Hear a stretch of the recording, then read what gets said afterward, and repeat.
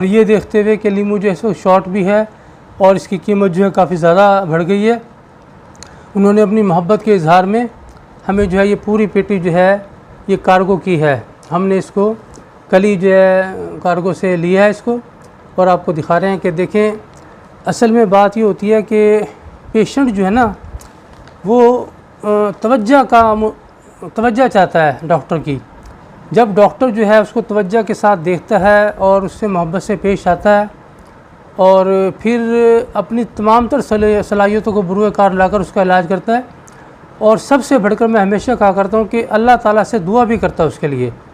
क्योंकि दुआ के बगैर जो है ना इलाज कंप्लीट नहीं होता। जो डॉक्टर अपने मरीज़ों के लिए दुआ नहीं करता वो समझ लें कि पूरा काम नहीं करता। उसका फ़र्ज़ बनता है कि वो सबसे पहले तो अपनी मेहनतों को बुरुए कार लाकर बहुत तवज्जो के साथ जो है वो मरीज़ का इलाज कर